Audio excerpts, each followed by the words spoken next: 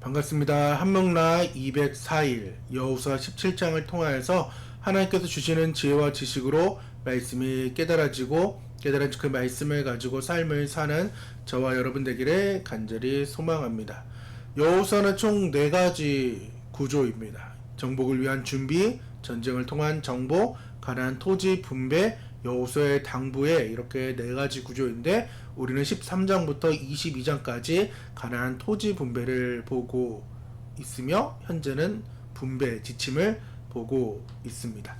오늘 17장의 개요는 요셉의 자손 그 또 다른 지파인 므낫세 지파에게도 기업이 분배됩니다.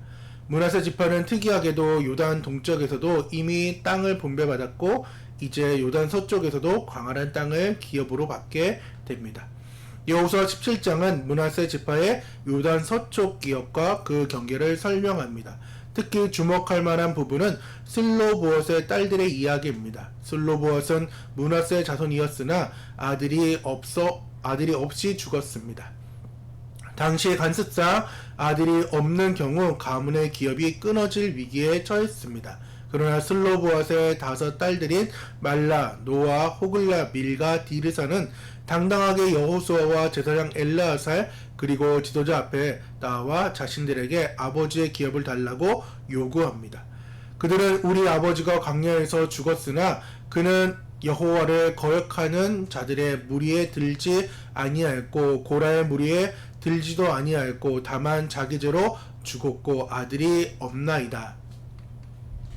어찌하여 아들이 없다고 우리 아버지의 이름이 그의 가족 중에서 삭제되리이까? 원하건대 우리 아버지의 형제들처럼 우리에게도 기업을 주소서라고 주장합니다. 이들의 요구는 정의로웠고 모세시대에 이미 하나님께서 아들이 없을 경우 딸들이 기업을 받을 수 있도록 율법을 제정해 주셨던 것을 상기시킵니다. 여호수아는 이들의 요구를 듣고 하나님께 여쭙습니다. 그리고 하나님께서는 그들의 요구가 정당함을 인정하시고 그들에게 아버지의 형제들에게 기업을 주라고 명령합니다. 므낫세 자손 슬로봇의 딸들의 말이 옳으니 너는 반드시 그들에게 그들의 아버지 형제 중에서 기업을 주어 받게 하되 그들의 아버지 기업을 그들에게 돌릴지니라. 이 결정은 당시 사회에서 여성의 권리를 인정하고 재산 상속에 대한 공의를 세우는 중요한 선례가 됩니다. 그러나 므낫세 지파도 에브라임 지파와 유사하게 자신들에게 주어진 모든 땅을 정복하지 못합니다. 므낫세 자손이 그 성읍들의 주민을 쫓아내지 못하며 가나안 족속이 결심하고 그 땅에 거주하였더라. 라고 기록되어 있습니다. 이블로함과 그 마을들, 다하낙과 그 마을들, 주민들을 쫓아내지 못하고 오히려 이스라엘 자손이 강성해진 후에야 가나안 족속에게 강제 노역을 시킵니다. 이처럼 여호수아 17장은 므낫세 지파에게 주어진 기업의 내용과 더불어 하나님의 공의로운 율법이 여성들에게도 적용되어 기업을 받게 된 중요한 사건을 다룹니다. 동시에 이스라엘 자손들이 가나안 족속을 완전히 진멸하지 못하고 함께 거주하며 발생할 수 있는 영적인 위험을 다시 한번 상기시켜 줍니다. 가나안 족속을 완전히 진멸하지 못하고 거주하면 발생되는 영적인 위험들이 있다는 것입니다. 오늘 17장 므낫세 지파의 분깃과 슬로봇의 딸들의 당당한 요구입니다. 오늘의 단어는 약속 성취입니다. 특별히 여호수아 2부로 들어오면서 약간 딱딱하고 지루할 수 있지만은 오늘의 단어처럼 어제의 단어처럼 약속 그리고 오늘 성취에 대한 이 부분 즉 모세오경에서 말씀했던 그 약속들이 이제 어떻게 성취되는지를 함께 보면은 조금 더 재밌게 말씀을 볼 수 있게 됩니다. 그러니까 너무 지루하지 마시고 함께 말씀에 집중하길 바랍니다.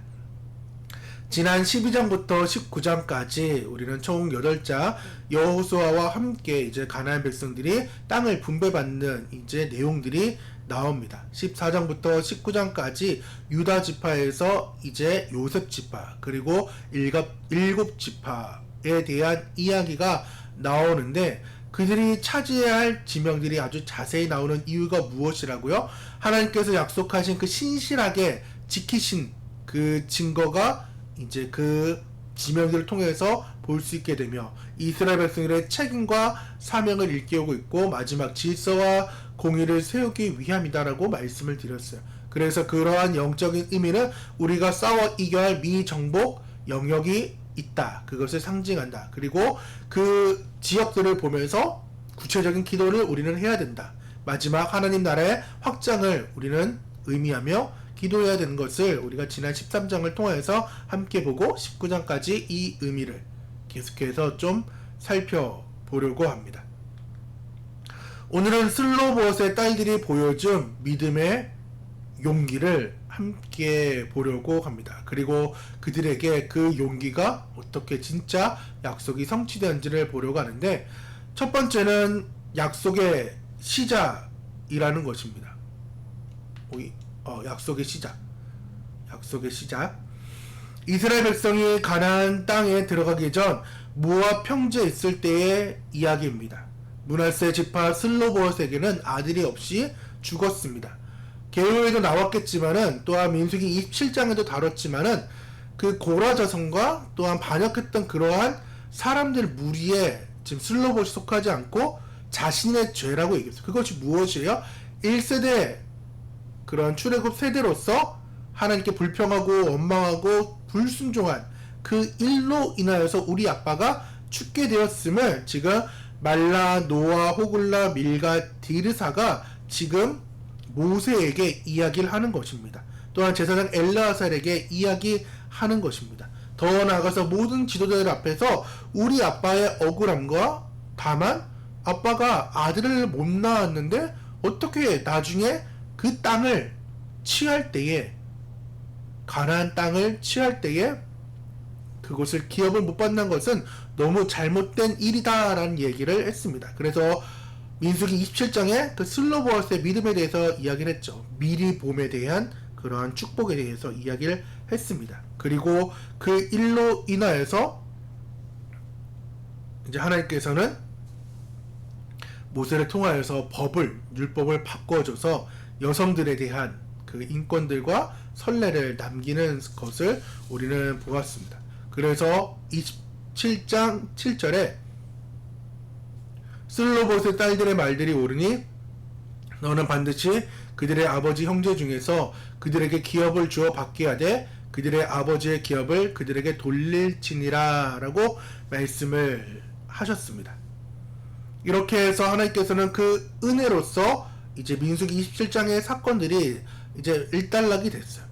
그리고 나서 진짜 가나안 땅에 이제 들어가게 되고, 므낫세 지파가, 반쪽인 지파가, 동쪽에는 이미 반을 받았고 이제 서쪽에서 므낫세 반이 받게 되는데, 이 일에 대해서 다시금 슬로봇의 딸들이 여호수아와 엘리앗을 찾아가서 다시금 민수기에서 말했던 그 일들을 담대하게 그대로 다시금 말합니다. 그것이 약속의 성취인 거예요.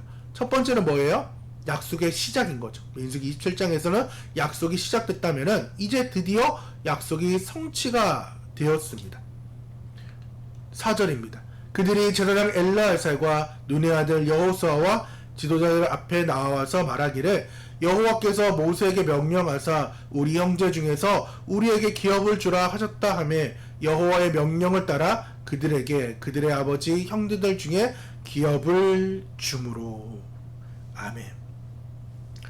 슬로봇의 딸들은 하나님께서 과거에 모세를 통해 주시겠다는 그 약속을 잊지 않고 기억했습니다. 재미있는 것은 2부에 들어와서 하나님의 약속들을 잊지 않은 사람들에 대한 말씀들이 나옵니다. 대표적인 누구예요? 갈렙이며 지금 슬로봇의 딸들인 거죠. 그 약속이 있었고 그 약속을 2절만도 한데 그 약속을 붙잡고 살았고 그 약속을 붙잡음으로 인하여서 다시금 하나님께 나온 거죠. 여호수아와 제사장 엘르아살과 지도자에게 나와서 하나님의 약속이 반드시 성취될 것을 우리는 믿습니다. 그러니까 아버지가 아들을 낳지 못했지만 우리에게 딸 5에게도 땅을 기업으로 주기를 바랍니다. 그래서 그들의 지파인 삼촌들과 더불어서 슬로봇에서는 땅을 기업으로 얻게 되는데 몇 지파인지 몇 기업인지 기억나신지 모르겠지만 10기업입니다. 왜? 지금 딸들 5, 또한 딸들이 결혼해가지고 5, 그래서 총 10기업을 받는 아주 놀라운 축복을 보게 됩니다. 그래서 오늘 슬로봇의 5 딸들을 통해서 우리가 볼 수 있는 것은 믿음과 용기라는 것입니다.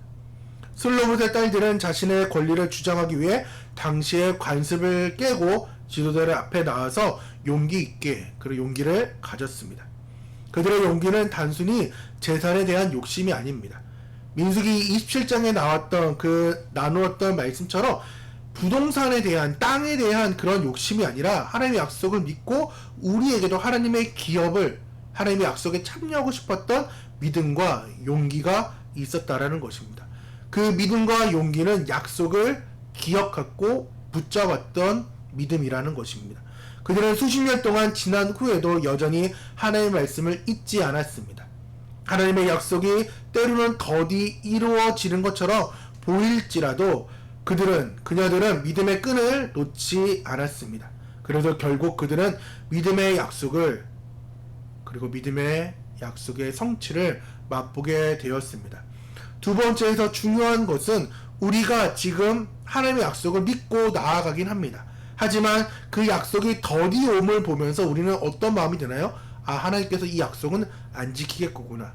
하나님께서 이 약속은 주셨지만은 이 약속은 내가 기도하기에는 너무 이제 지친다. 이런 마음이 있을 수 있지만은 언제 될지 모릅니다. 하나님 원하시는 때, 하나님 원하시는 방법으로 반드시 된다라는 믿음과 용기가 있어야 된다라는 것입니다. 왜냐? 세 번째, 하나님께서는 약속을 반드시 지키시는 신실한 분이라는 것입니다. 하나님은 약속을 반드시 지키시는 신실한 분임을 우리가 알아야 됩니다. 슬로봇의 딸들은 이 사실을 직접 경험했습니다. 하나님의 약속을 잊지 않고 때가 되면 반드시 이룬다는 분을 그녀들은 경험했다는 거죠. 우리 또한도 말씀 가운데 나올 수 있는 이유가 이것이에요. 하나님께서 약속을 하셨고 그 약속을 반드시 지킨다는 신실한 분임을 우리가 알 때에 우리는 더욱더 하나님께 가까이 나올 수 있게 되는 것입니다. 그럴 때 하나님을 가까이 만나니까, 하나님의 말씀이 들리니까, 하나님 뜻 가운데 거하게 되니까 더욱더 그 말씀대로 순종하며 기도에 대한 응답들이 우리 가운데 더 많은 간증이 오게 된다라는 것입니다. 오늘 슬로봇의 5 딸들, 즉 믿음과 용기, 약속을 기억하고 붙드는 믿음, 또 하나님은 약속을 반드시 지킨다는 신실한 분이라는 것을 우리가 꼭 기억해서 하나님의 약속이 시작되면은 반드시 성취된다. 구약이 뭐예요? 하나님의 약속이잖아요. 예수님이 이 땅 가운데 올 것이다. 신약이 뭐예요? 예수님이 왔다라는 그 약속들을 우리는 붙잡고 나아가길 원합니다. 오늘 17장의 3읽기는 나는 하나님의 약속을 신실하게 믿고 있나요? 나는 하나님의 약속을 믿고 용기 있게 행동하는지 함께 오늘 하루 그리고 주일까지의 삶을 우리가 지켜보면서 하나님의 약속 가운데 할 일들을 함께 행하며 나아가길 원합니다. 잠시만요.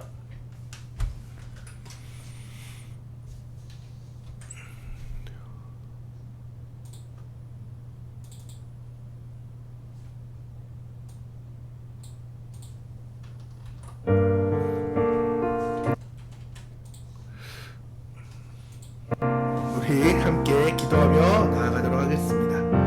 하나님 아버지 감사합니다. 오늘 우리에게 주신 여호수아 17장과 민수기의 말씀을 통해 슬로봇의 딸들이 보여준 믿음과 용기를 기억하게 하시니 감사합니다. 그녀들은 당시의 관습을 뛰어넘는 오직 하나님의 약속만을 붙들고 나아갔던 것처럼 우리에게도 그런 믿음을 허락하여 주옵소서. 주님, 우리의 삶 가운데 이루어지지 않은 것들, 그런 약속들이 있을 수 있습니다. 하지만 낙심하지 않고 포기하지 않고 주님께서 반드시 그 약속을 신실하게 지킨다는 것을 신뢰하게 하여 주옵소서. 슬로봇의 딸들의 믿음 가운데 함께 하시고 수십 년 동안 세월이 흐른 뒤에도 약속을 기억하고 당대에 나아갔던 것처럼 우리에게도 인내하며 주님의 때를 기다릴 수 있도록 하나님 믿음 가운데에 붙잡아 주시옵소서. 우리가 우리가 세상의 흐름과 사람들의 말에 흔들리지 않고 오직 하나님의 말씀에만 붙들려 있게 하여 주시고 우리가 처한 상황이 어려울지라도 주님께서 우리에게 하신 약속들을 그 약속들을 믿고 나아갈 수 있는